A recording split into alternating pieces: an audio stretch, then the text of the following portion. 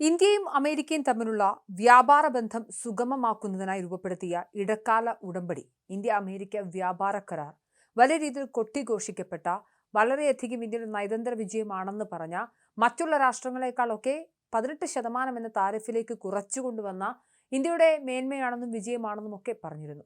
നിലവിലെ ധാരണയനുസരിച്ച് അമേരിക്കയിലേക്ക് കയറ്റുമതി ചെയ്യുന്ന ഇന്ത്യൻ ഉൽപ്പന്നങ്ങൾക്ക് 18% തീരുവ നൽകേണ്ടതുണ്ട്. ഏപ്രിൽ മാസം മുതൽ കരാർ പ്രാബല്യത്തിൽ വരുമെന്ന് നേരത്തെ വാണിജ്യമന്ത്രി പീയൂഷ് ഗോയൽ പ്രഖ്യാപിക്കുകയും ചെയ്തു. എന്നാൽ അമേരിക്കയിലെ പുതിയ സംഭവവികാസങ്ങൾ ഈ സമയക്രമത്തെ തകിടം മറിച്ചിരിക്കുകയാണ്. American president Donald Trump India ഉൾപ്പെടെയുള്ള രാജ്യങ്ങൾക്ക് മേൽ ഏകപക്ഷീയമായി അമിത തീരുവ ചുമത്തിയത് നിയമവിരുദ്ധമാണെന്ന് US സുപ്രീം കോടതി നിരീക്ഷിച്ചിരുന്നു.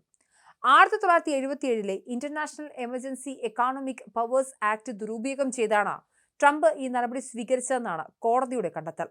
ദേശീയ അടിയന്തരാവസ്ഥയുടെ മറവിൽ ഇത്തരം സാമ്പത്തിക നിയന്ത്രണങ്ങൾ ഏർപ്പെടുത്തുന്നത് അംഗീകരിക്കാനാവില്ലെന്നാണ് കോടതി വ്യക്തമാക്കുന്നത്. നമുക്കറിയാം, ട്രംപിന് ഏതെങ്കിലും രാജ്യത്തോട് അസ്വസ്ഥതയുണ്ട്, അല്ലെങ്കിൽ ഏതെങ്കിലും രാജ്യത്തോട് നയതന്ത്ര ബന്ധം സ്ഥാപിക്കേണ്ടതുണ്ട്, ഏതെങ്കിലും രാജ്യത്തിൽ നിക്ഷേപ താല്പര്യങ്ങളുണ്ട് എങ്കിൽ തങ്ങളുടെ ആവശ്യങ്ങൾക്കും അനാവശ്യങ്ങൾക്കുമൊക്കെയായി മറ്റുള്ള രാഷ്ട്രങ്ങൾക്ക് മേൽ സാമ്പത്തിക സമ്മർദ്ദം ഏർപ്പെടുത്തുന്ന താരിഫ് യുദ്ധം ട്രംപ് നടത്താൻ തുടങ്ങിയിട്ട് അധികാരത്തിലേറെ 2ാം ഘട്ടം മുതൽ ഉള്ളതാണ്. ഈ ഘട്ടത്തിലാണ് കോടതിയുടെ ഇടപെടൽ. എന്നാലും കോടതി ഇത് വ്യക്തമാക്കിയതോടെ ട്രംപ് നേരത്തെ പ്രഖ്യാപിച്ച ഉയർന്ന നികുതി നിരക്കുകൾ റദ്ദാക്കപ്പെട്ടു. ഇതോടെ ഇന്ത്യയിൽ നിന്നുള്ള ഉൽപ്പന്നങ്ങൾക്ക് നൽകേണ്ടിയിരുന്ന തീരുവ 18% നിന്നും 15% കുറയുന്ന സാഹചര്യം സംജാതമായി.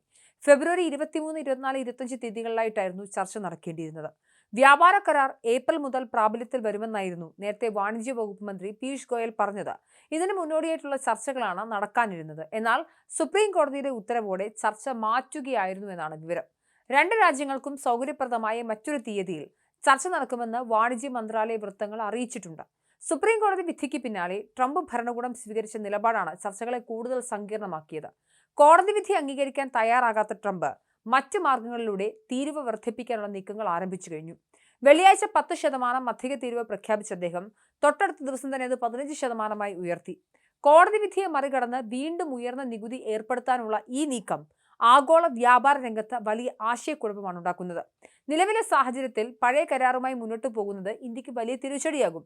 കോടതി വിധി പ്രകാരം സ്വാഭാവികമായി ലഭിക്കേണ്ട നികുതി ഇളവ് നിലനിൽക്കെ പഴയ 18% തീരുവ വ്യവസ്ഥ ചെയ്യുന്ന കരാറിൽ ഒപ്പിടുന്നത് കർഷകർക്കും വ്യാപാരികൾക്കും ഗുണകരമാവില്ല എന്ന് ഇന്ത്യ വിലയിരുത്തുന്നുണ്ട്.